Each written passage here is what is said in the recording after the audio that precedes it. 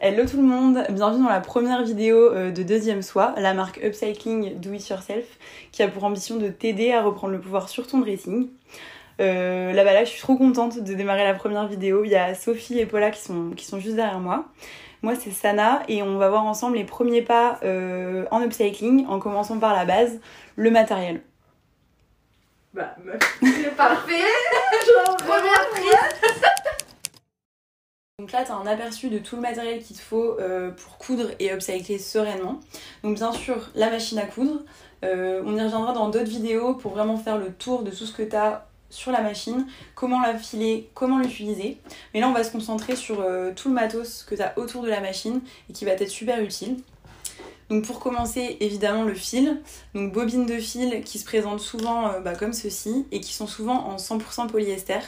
Donc évidemment c'est top si tu peux prendre du fil en polyester recyclé, mais c'est quand même assez dur à trouver. Si on en trouve, on te donnera le tips. En tout cas, je te conseille de prendre des couleurs qui vont globalement avec tout, du blanc, du noir, du bleu, du gris, du beige. Ça va être vraiment des couleurs un peu basiques qui se marient facilement avec toutes les couleurs.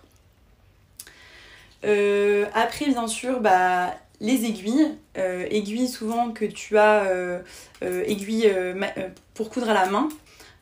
Mais là on va surtout utiliser des aiguilles pour machine à coudre qui se présentent souvent dans un petit boîtier comme ça.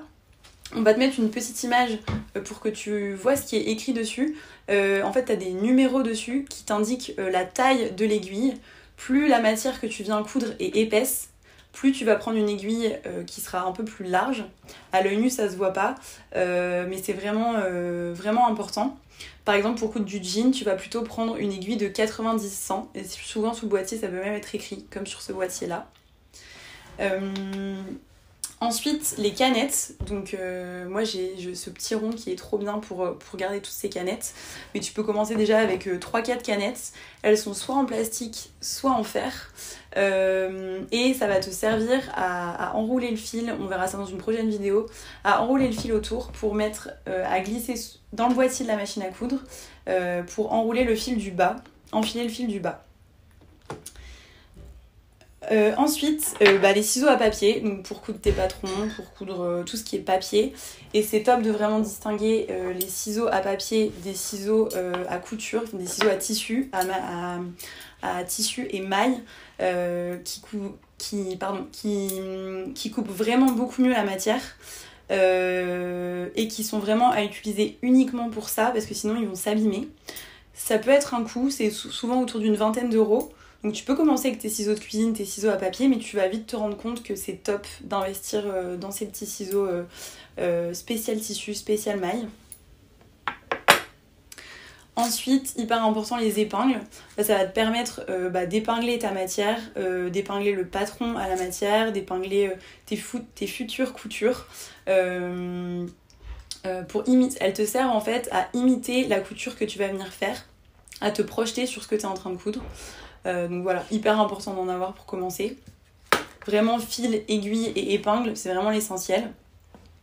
Ensuite, soit les stylos à friction, soit la craie de tailleur.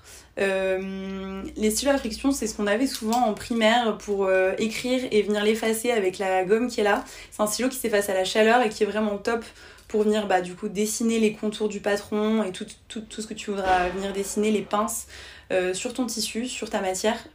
Et craie de tailleur, c'est soit craie de tailleur, soit stylo à friction.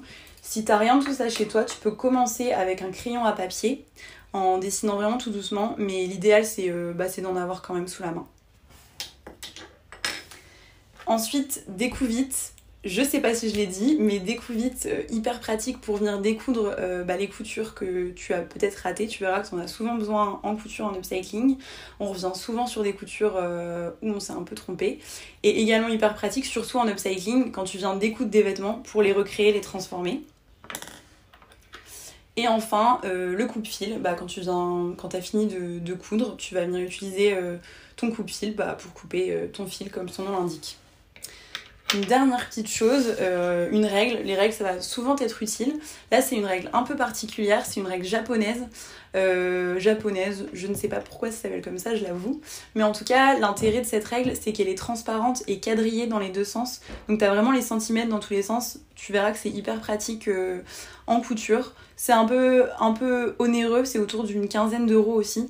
Donc c'est pas forcément la priorité, mais en tout cas, ça peut être bien utile. Un petit oubli de ma part qui fait la différence, il te faudra aussi un mètre ruban pour pouvoir prendre tes mensurations et adapter le patron à ta taille, pouvoir bien choisir un patron qui corresponde à tes mensurations. Voilà, donc là on a vu l'essentiel du matériel qu'il te faut pour démarrer en upcycling et en couture. Bien sûr tu pourras en avoir plus, mais c'est déjà vraiment les bases qui vont te permettre de démarrer sereinement.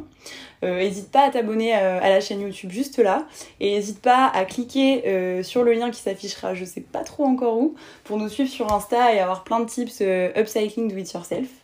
Et je te dis à bientôt pour donner une deuxième vie à nos dressings.